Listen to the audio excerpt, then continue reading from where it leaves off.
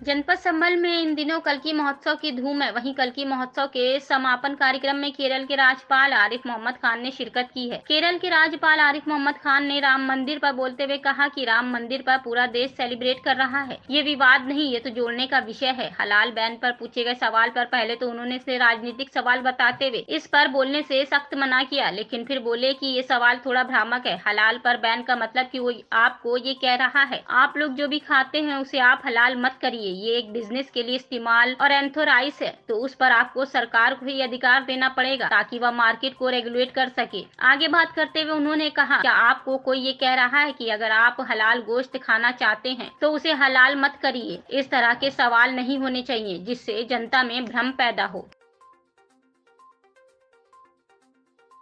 Sir, आज आप संभल आए हैं, कल्की धाम में आए हैं, कैसा लग रहा है? क्या मैं पहली दफा नहीं आया हूँ, पहले भी आ चुका हूँ और शायद उस दिन समापन नहीं था, उद्घाटन था जब आया। जी बिल्कुल।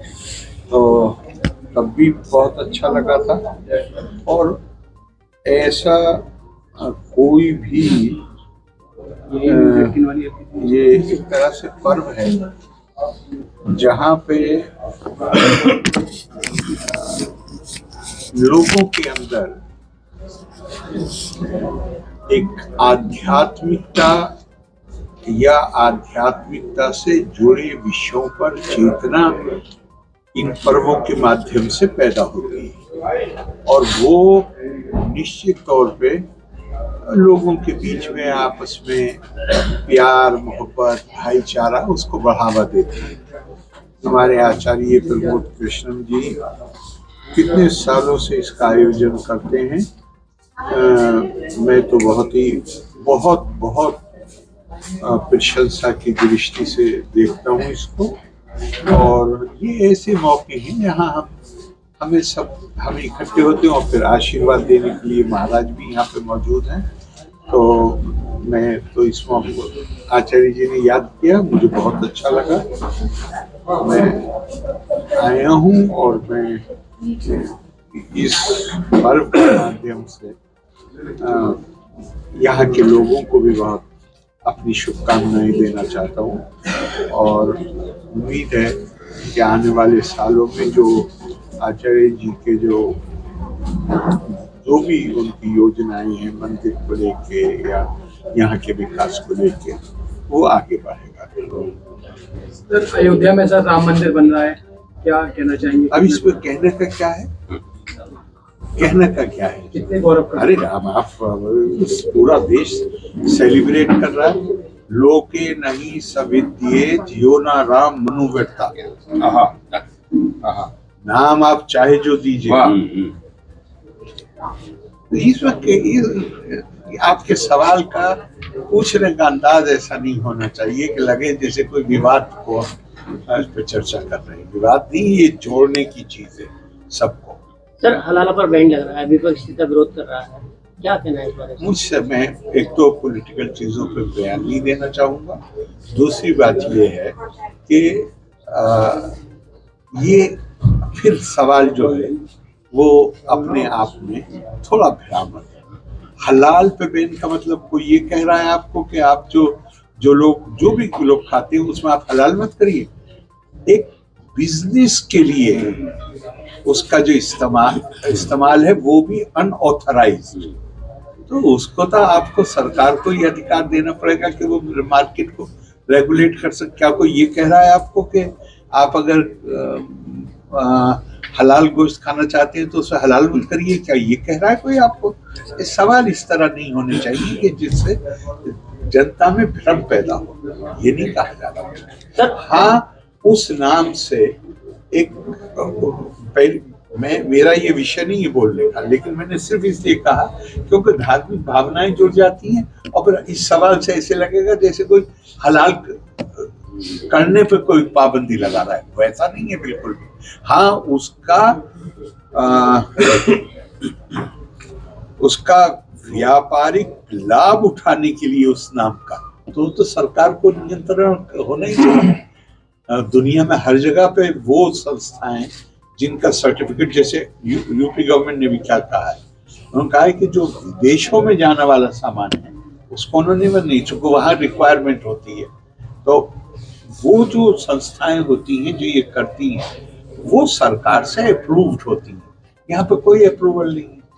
तो एक चीज ये बताएंगे, जो मौजूदा राजनीतिक दौर है उसमें अब एक नई चीजें सामने आ रही है कि जहां विपक्ष की सरकारें हैं वहां राज्यपालों के कामकाज पर सवाल। आपकी उम्र कितनी है? 52। ये नई चीज है?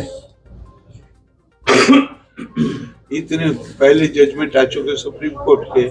जो सरकारें पंजाब सन 57 में इलेक्टेड गवर्नमेंट केरला की डिसमिस की गई थी, मेजोरिटी थी। आप पत्रकार हैं तो आपको इतिहास का पता होना चाहिए।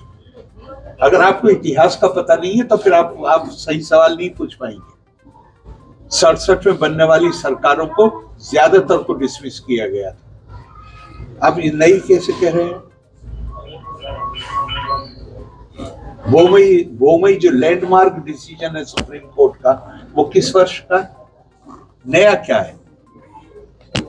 मत भूलिए कि भारत आध्यात्मिक और सांस्कृतिक रूप से इकाई रहा है हमेशा से, लेकिन राजनीतिक तौर से बटा हुआ रहा है। हमारे संविधान निर्माताओं के दिमाग में ये बात साफ थी कि हमारे यहाँ सांस्कृतिक एकता भी है और आध्यात्मिक एकता भी है, लेकिन फिसिपेरस टेंडेंसीज, वो राजनीतिक तौर से उस तरह सोचने वाले लोग कि कानून तो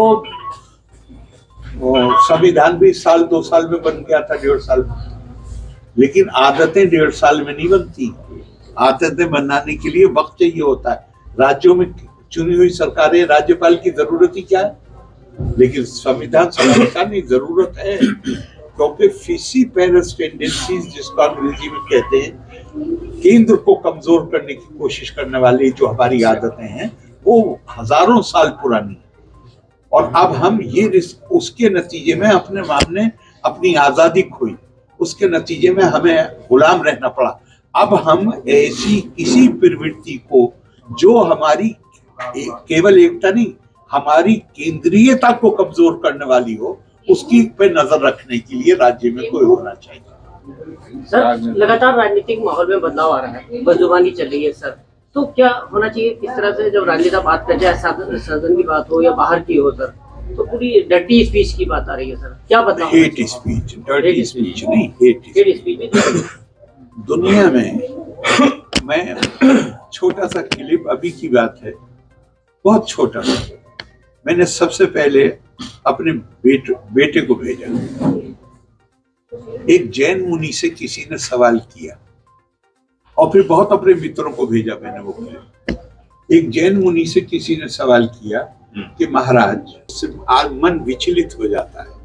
अब वो आदमी तो कह के चला गया बात को, हम उसके बारे में घंटों, कई दिन, कई हफ्ते और कभी कभी महीनों तक वो उसका जुमला जब याद आ जाता है हम विचलित हो जाते हैं।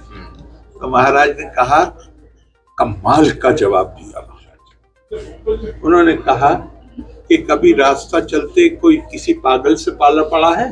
तो वो महिला बोली कि हाँ। कहा उसने माला पहनाई या क्या किया? तो उन्होंने कहा कि महाराज उसने पत्थर फेंका। तो तुमने बुरा माना?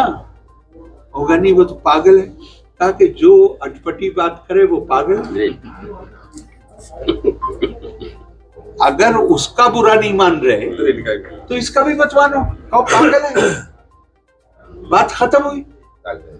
ले ली जाकर कोई सवाल ये है कि केरल में अभी लास्ट टाइम एक विधायक था भाजपा का, इस बार वो संख्या 0 हो गई। वहाँ भाजपा की आखिर कमजोरी क्या है? जबकि नहीं, ये मैं राजनीतिक विश्लेषण नहीं करूंगा, ये मेरा काम नहीं है। मेरा काम है, मैं सरकार का भी नहीं, मैं माननीय राष्ट्रपति जी का प्रतिनिधि हूँ वहाँ पे।